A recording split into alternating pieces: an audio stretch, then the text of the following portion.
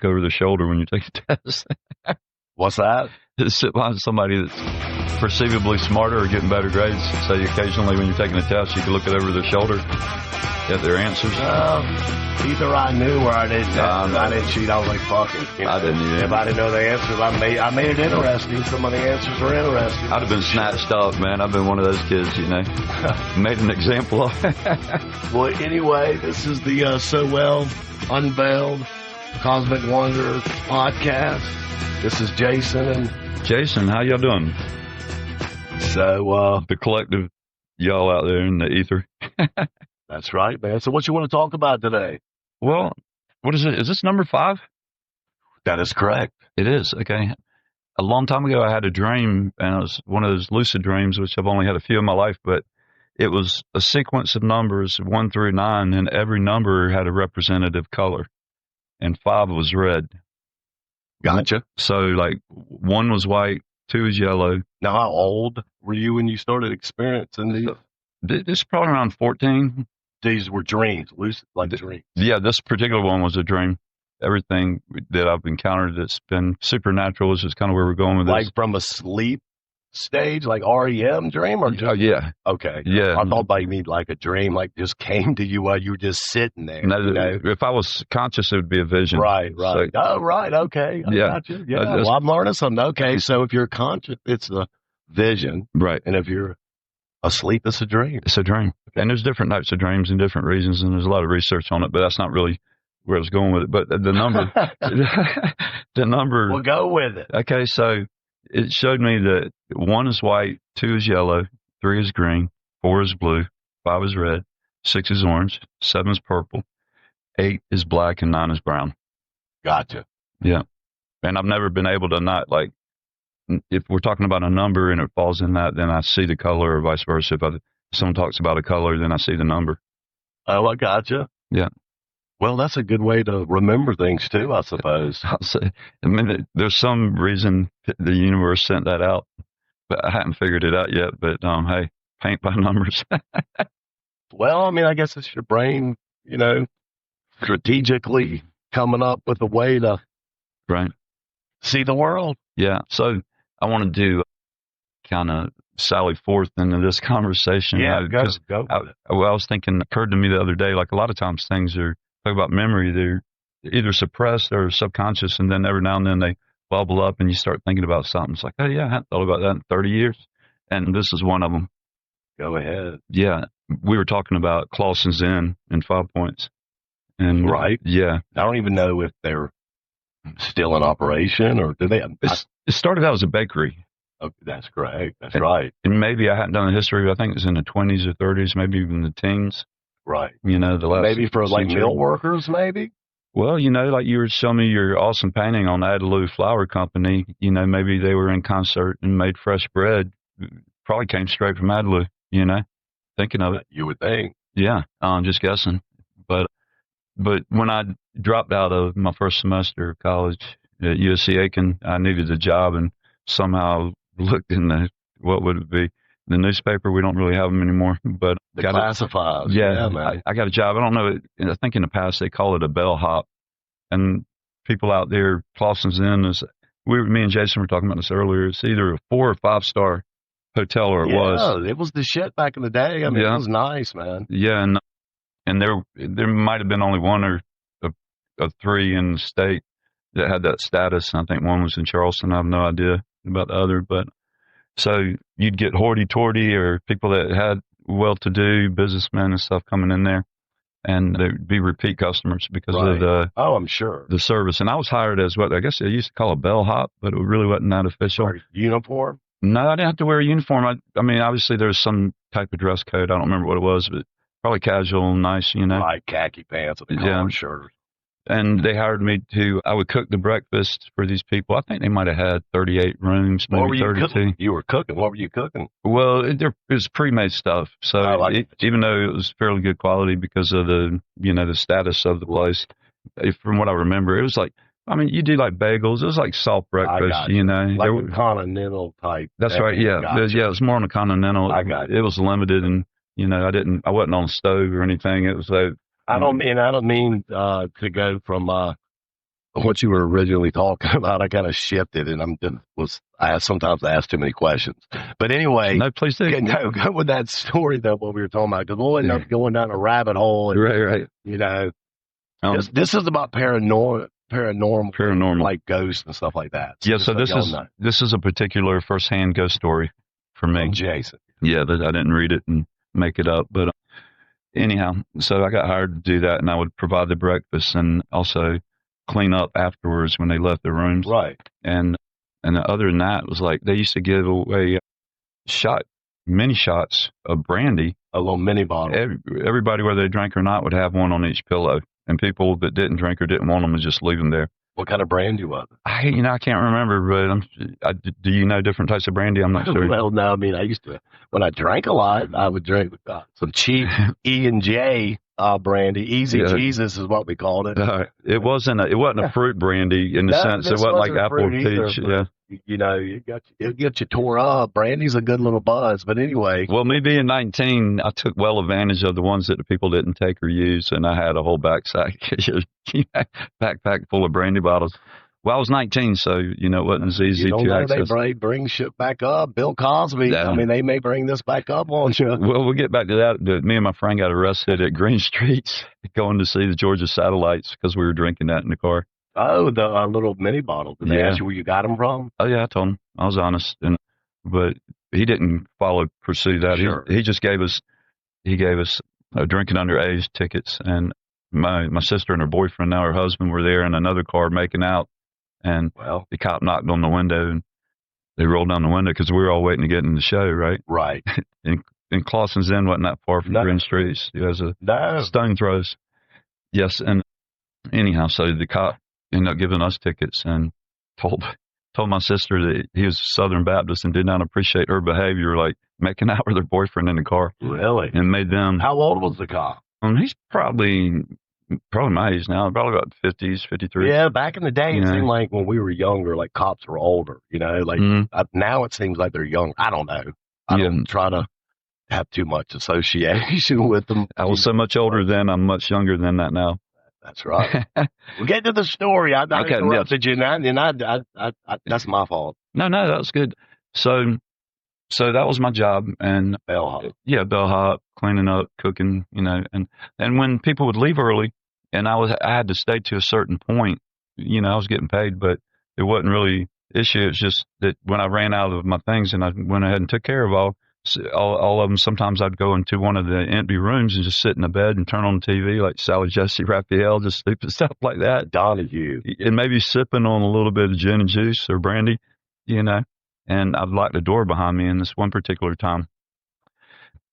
What were you supposed to be doing at this time? Or were you caught up? You were all caught up with all your stuff. I guess probably what it was is the people that leave last instead of early on business meetings, that I had to wait to clean up their rooms, and they were still tearing, I got you. Yes, that makes more sense now. Anyhow, so then one time I was sitting up, when it was a bakery, it had a elevator shaft in it.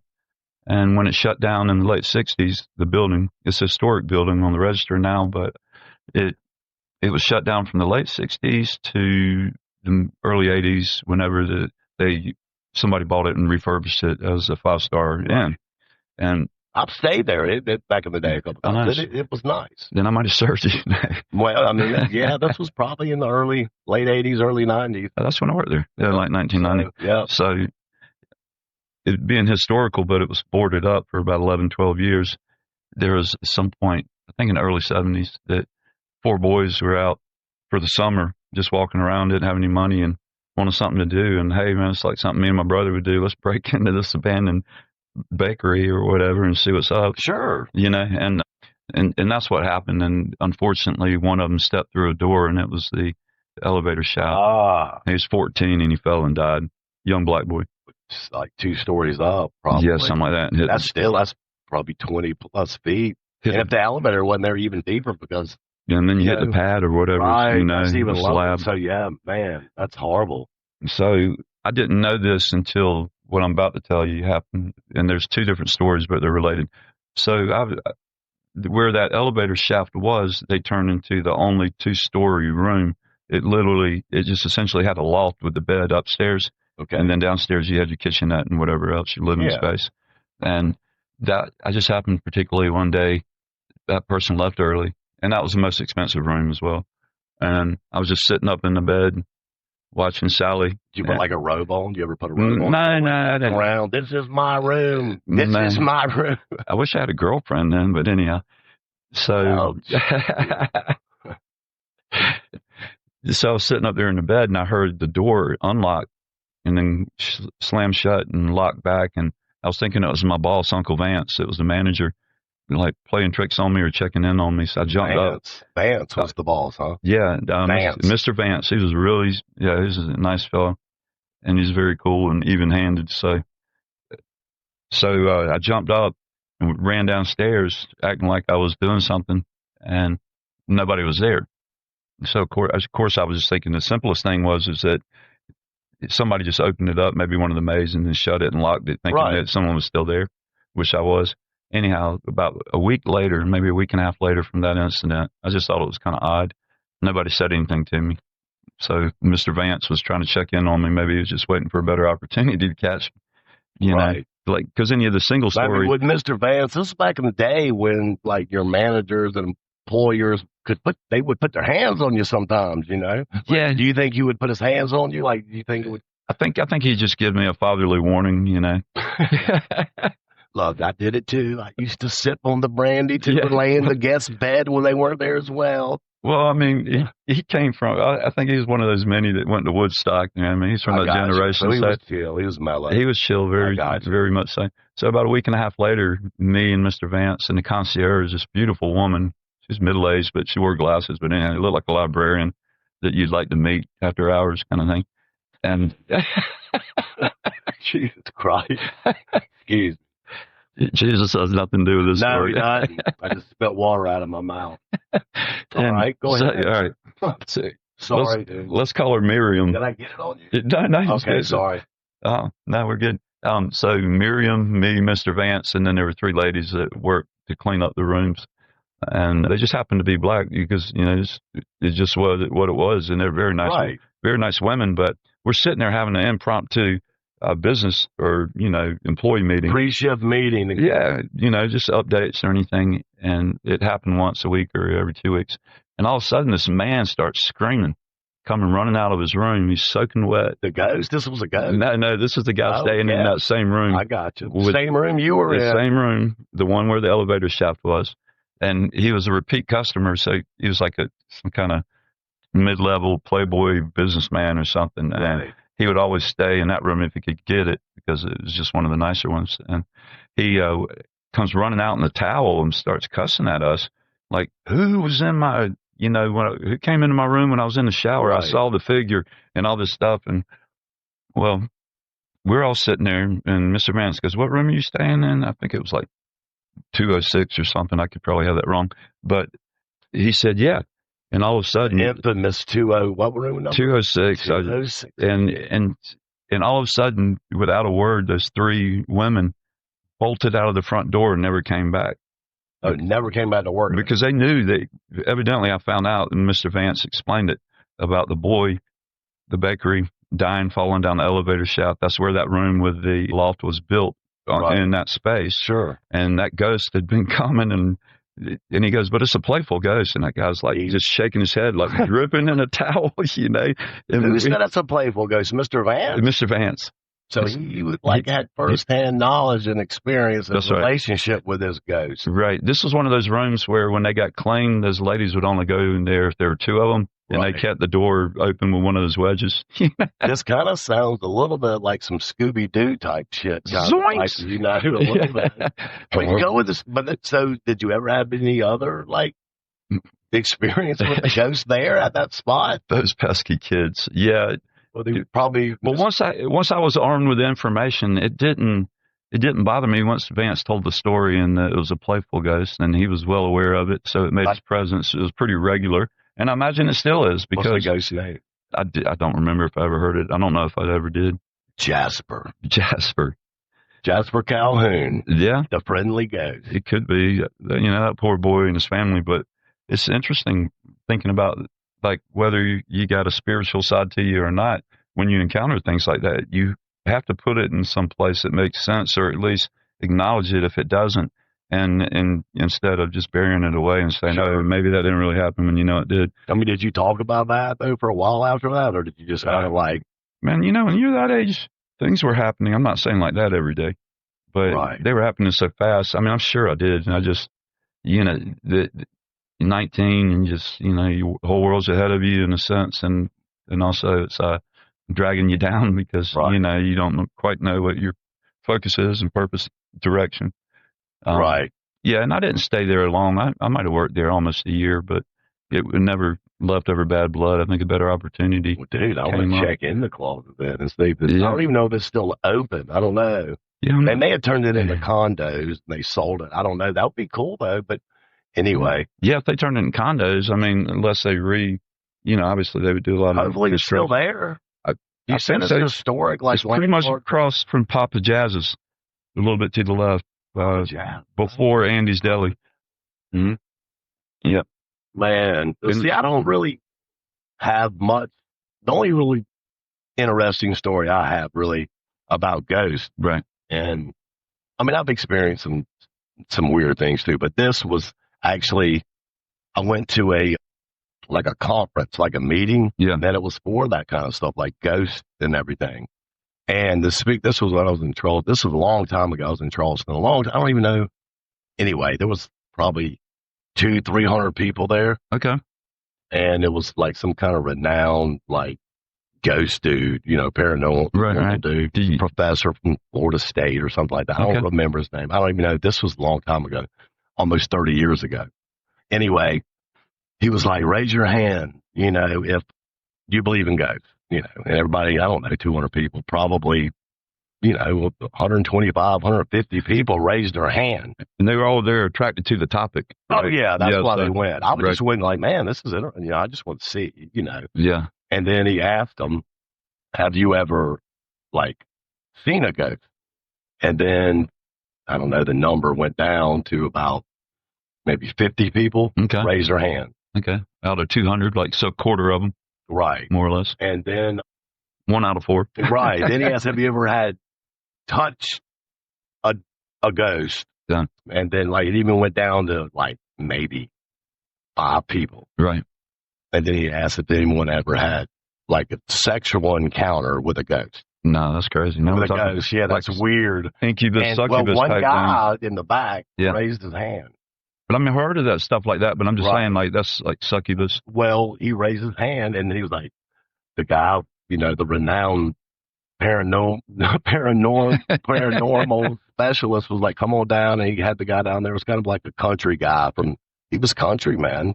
Which probably gave him more validity, Yeah, well, I didn't know. And then he said, well, could you go into more detail about your sexual relations with the ghost? And he said, Ghost. I thought you said ghost. No. I was all the way in the back of the room. I misunderstood you. So that's really the only story I have about. Now, I'm not trying to make light of it or anything. Right. But I don't know. No, but that's a true story. That is a true story. Sex with a goat.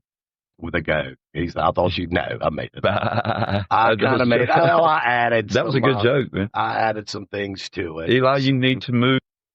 But yeah, that's about the only interesting story I have about ghosts. The goat story. Right.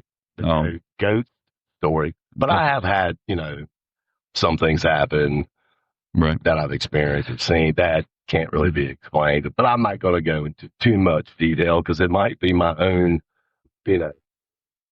explanation of it. You know what I mean? I don't know. It might vary, but. Okay, due to time constraints, not that we really have any, but I have 3 subjects I can talk about, and I'm going to ask Jason. He'll pick the one, and then I'll talk about that one, okay? Yeah, that sounds good. All right. You talk about whatever you want. No, really. But it'd be nice for you to pick one out of the 3. I got you. Yeah, so a lucid dream when I was 14 about Elvis and the Brave New World and how that ties into things. That's the first one. Okay. Second one is my brother going to Clemson, and before their fall break, his professor gave them a cautionary, tragic tale about being careful and not messing with Ouija boards, and gave them a crazy story is one of them. I gotcha. And So far, I like the first one the best. So far, but go with yeah. And the third one, oh goodness, where's my mind? I did have an out of body experience one time, which was really fascinating, but that wasn't really on the list. Well, goodness, I forgot the third one, so I guess you have to pick out of the two. How about the outer body experience? Oh, the out of body experience. All right, so you picked the third. Well, which wasn't even supposed to be it. No, but that counts. Back in St. Andrews, Irmo, where I grew up, I was coming back from Midlands Tech. I used to drive old Carmagia, yellow one, full of Grateful Dead stickers and a few other sort of things. It stood out like a sore thumb. But have you ever heard of a steamroller? I know the song, the steamroller. No, it's kind of like a sideways bong without water in it. It's just a pipe that has a bowl in it. And you dry. You just like hold one hand over it as a carb, and then you light your bowl, and then pull in, let your hand go, and all that smoke, steam, roll it. Like it's almost like sure. What do they used to call that with beer? Like shotgunning? Oh, sure. Yeah, it was similar like that. But I was coming home from school, and in a rare. This was part of the out of body. Oh, it was totally part of it. Yeah, drugs were involved. Yeah, I got you. Sure. Yeah, it was. You know. Well, I've had some stories too, but you did go. Well, it's just an integral. I thought this was a dream, and you were studying. No. It's an integral part of the story. I got you. Go ahead. And in such a rare time back in those days in Colombia, there wasn't really quality herb that you could find, and if you did find anything, it was a thrill, and that just happened to be one of these days. So I came home. It was probably in the middle of the afternoon. Skunk weed. Yeah, and once I'd gotten across the railroad tracks in the neighborhood, I lit it and pulled on it, and all of a sudden I started coughing so bad. And when I pulled up, I realized my dad was home, and he should have been at work normally, but evidently he'd been sick and went to see the doctor and got home. And I was coughing from smoking the steamroller. But when I walked in the door, he goes, "You sounds like you got what I got." And I'm like, "What do you got?" Right. He's like, "I've been to the doctor." He goes, "He gave me this cough syrup, but it makes me dizzy, but maybe it'll help you." And I'm just like, codeine. Yeah, it was codeine. I've never had codeine. And gotcha. All I used to do. Dangerous. Well, if you read the label and it says "do not mix with alcohol," you know it might have some potential. or operate machinery. Right. Yeah. Type shit. That's right. And okay. So yeah, but you did have an out of body. Well, yes, and so instead of covering, like, that was my cover story, you know, I got you. Yeah. And so he gave it to me, and my dad had built a room in the backyard, because me and my brother used to share a room growing up. And as we got older, he built a room separate from the house in the backyard. And that was always our party room after that happened. And at this particular time, John was off at college, Clemson, Furman, one of them. And so I sat down on my bed. I was sleeping out there, and I started to roll a joint. And I looked at that bottle. I had it on this old Beatles tray, original Beatles tray from Britain way back in the day. And that was my rolling tray.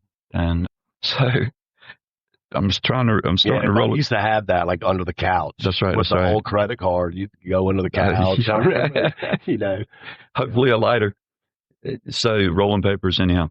So I'm rolling a joint, and then I got the window open, and we lived the railroad tracks where there was a ditch in our backyard, and then the railroad tracks. So I grew up my whole life with the trains anyhow. So I'm rolling it, and then I started to look at that bottle, and I said, "Oh, let me try this." You know, not reading the instructions, and right. I drank maybe about it'll hit you quick. Oh, I drank about a third of it.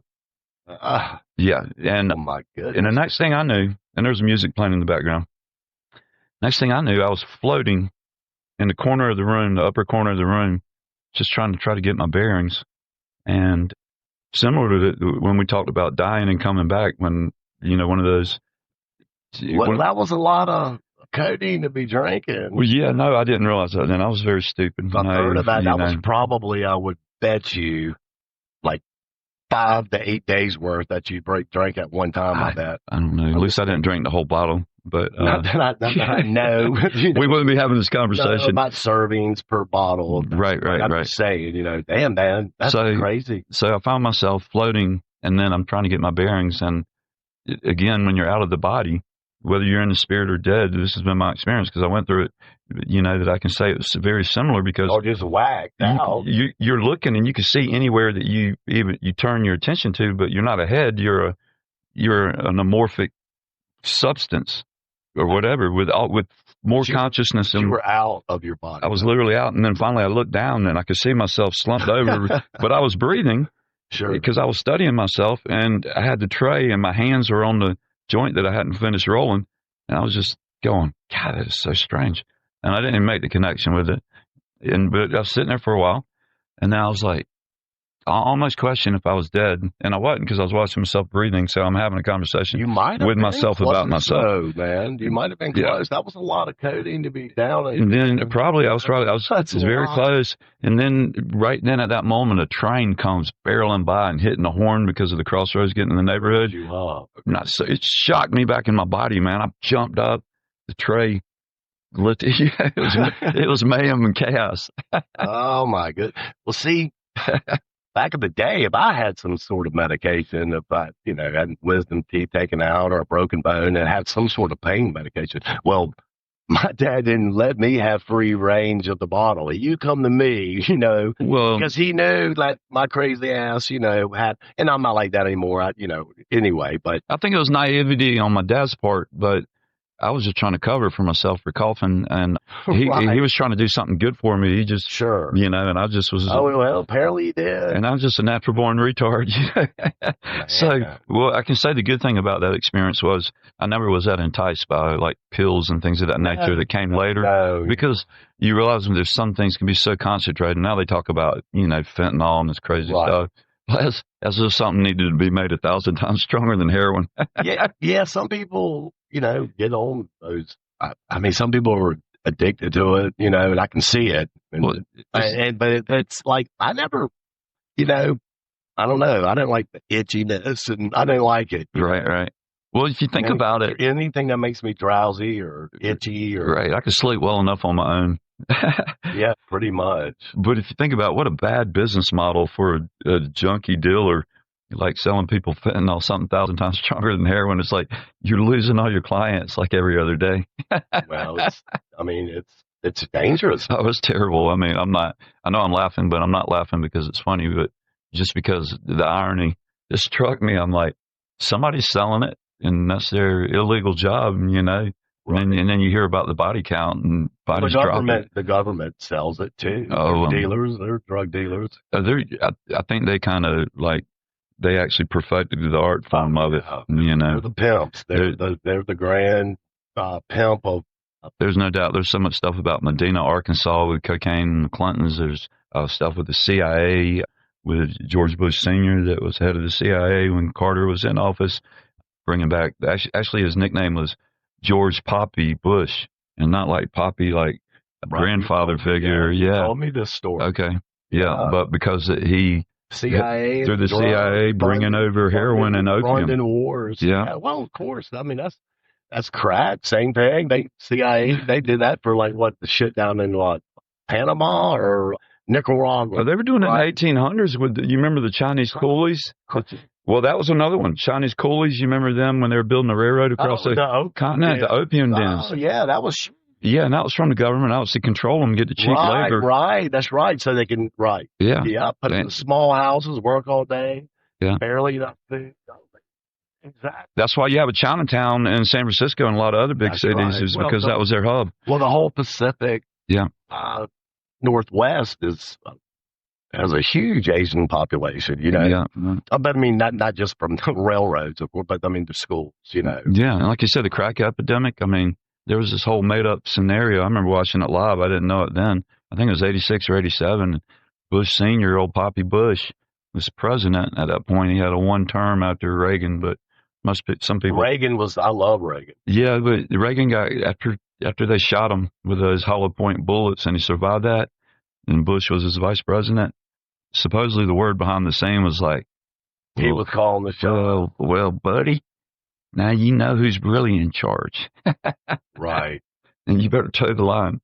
So anyhow, when Bush Sr. got his first term and last term president, they literally had a press conference and he pulled up a baggie of crack cocaine and said, "This was just found across from the White House. This is what's going wrong." And he's all behind it. It's crazy. Well, crazy. They're all crooks. Yeah. So, it doesn't matter. Like a word of wisdom, love your neighbor and don't trust your government more than you can like hopefully not carry them or throw them, but look at them. Well, I voted for Trump, and I'd vote for him 10 out of 10 times, Yeah, no, I would, and of course, this wasn't so much politics. No, as I know. Just like the crookedness of politicians get, right. Being behind so many things that, people consider are, scourge of society. And it's like, and there's so many people are ignorant that there actually is the majority of evidence and proof is that there's dirty governments, deep state governments that are behind all this stuff. Well, that's why people don't like Trump, man, because Trump don't give a fuck. No, well, there was a movie, he doesn't drink or smoke anyhow, but not that really stops a politician.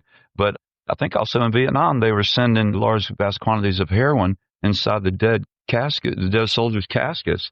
There was a movie made about that in a documentary. Right. I don't know. That's Frank Lucas. The one Denzel Washington played the character. And that's a true story. Frank Lucas, a heroin trade up there in New York. It was him and the other guy. It was like a flashy heroin. So the one that would wear the pimp mink coat. Yeah, he was literally, I think, on GQ. God, I can't remember his name, man. You're better with names than I am. I know, but it was Frank Lucas. And, I don't know. Anyway, they were in competition, but yeah, that was in the movie. They've been portrayed in other movies too. So, I mean, it's true. I don't know.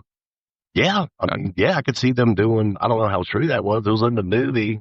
But, I mean, I'm sure. Why would it? I think there was research and verification about that. I mean, all kind of stuff, I'm sure. You have to have people on both sides to make it work. So, right. And loose lips sink ships, somebody says. Yeah. And every now and then the lip gets loose. that was probably, I would imagine, the best heroin or opium ever probably come into the country, coming in that way, relatively untouched, grown there. Well, I mean, it's a very clever way because who's going to sit there and catch on that you got these dead American bodies that, their parents, family waiting to get them and they're in the hospital. I think when they go from airport to airport, that's where the pickup happens. Right. In the movie, they had hubs, different hubs. Based on someone inside working at the airport getting their palms greased.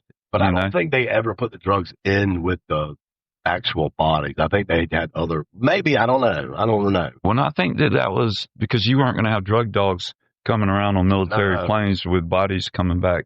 So it was actually very clever. I mean, a little disrespectful. Well, Frank Lucas actually worked under, God, what's the other guy? Oh, Bumpy Johnson. Okay, Bumpy Johnson. All right. I mean, I remember hearing that name. I wouldn't have thought of it. Well, Bumpy Johnson was huge up in New York during the Italian mafia, and he competed with them.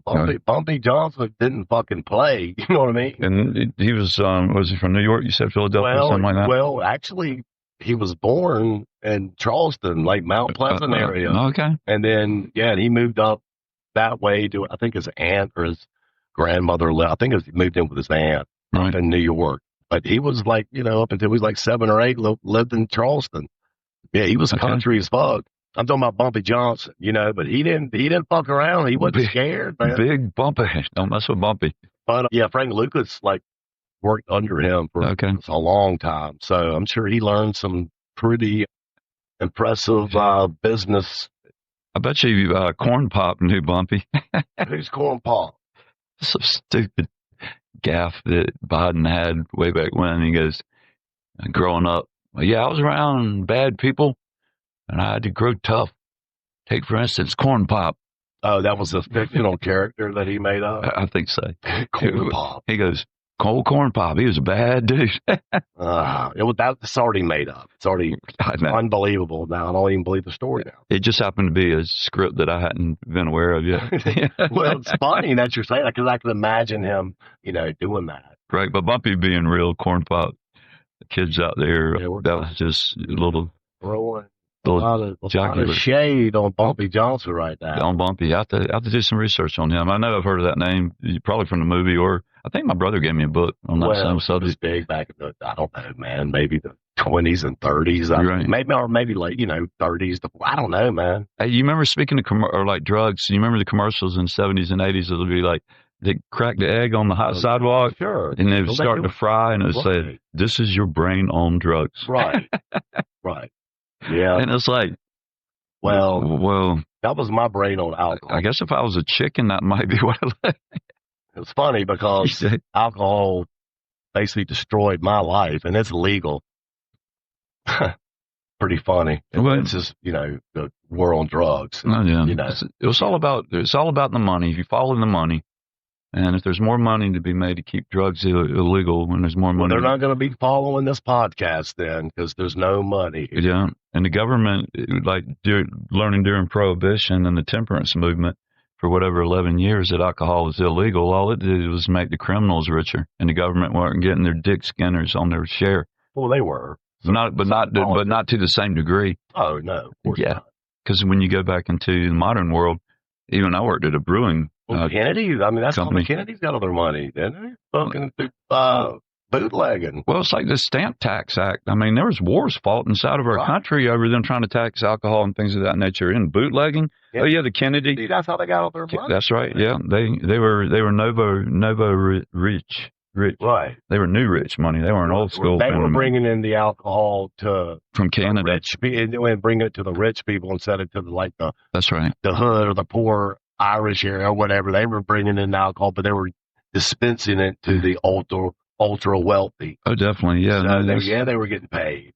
Yeah, there's a story my dad tells about. So the whole world's corrupt, guys.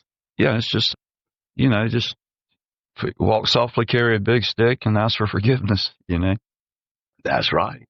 Well, anyway, that's probably about it for this podcast. I don't know. I had a good time.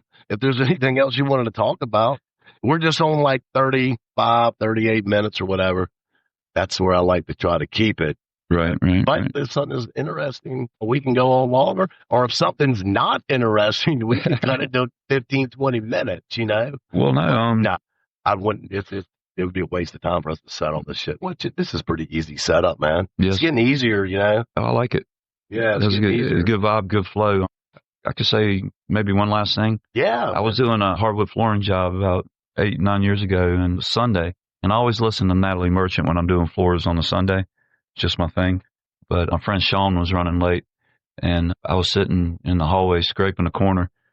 Won't really go into that. And all of a sudden I saw something in my vision because I'm in a hallway, and there's another hallway kind of like on a T formation running to 2 bedrooms. And as I looked up. Where was this at again? This was in Columbia here somewhere, I think, in Rosewood or near there. And it was old, like a house built in the 30s. And we found a lot of weird things about it later. Peepholes, hidden doorways, just strange things. Like from a long time ago? Well, whoever had bought it recently, we were doing the floors. And you just, when you're in a house long enough, you notice different architecture, things you appreciate, things you find odd. And we started finding, like I said, hidden peepholes in closet. Whoever owned this and built it was a creeper. And he was an electrician, had a bunch of weird wiring. So he was hiding in the closet, you said? Well, if you went in one room, there'd be a peephole in the closet looking into another one. Scooby-Doo. Yeah, those pesky kids. And so I'm sitting there by myself before Sean. He would have got away with it if it wasn't you. You were a pesky kid. But something caught my attention, like not really out of the corner of my eye, but it caught my attention. And as I looked up, what looked like a 3 foot by 3 foot, those doily rags that they used to have lace on your grandmom's table? Yeah. So something like that was floating in the air and just bouncing in front of me. I could see through it, but not because it had holes in it like the tablecloth. Like translucent? It was translucent, and it just floated on past me. And literally, I crawled because I was on my knees with knee pads, and I walked like a dog, like 5 to look around the corner, and there it was, and I just saw it disappear into the room, and then I walked into the room, all gone, and I was like, so just kind of, supernatural activity manifesting in a different form than I had witnessed or experienced prior. Yeah, I haven't seen anything like that. But that's odd, man. Yeah. Well, anyway, man, y'all take it easy. This was good. So I had a blast, man. Thank you so much. It was good, yeah, man. Y'all take it easy. Again, this is the So Well Unfound Cosmic Wonder podcast. Yeah, and anybody out there that finds any of this valuable or interesting or funny and want to pass it on, please, by all means, do. That's right. And if you don't, you don't. But anyway, y'all take it easy.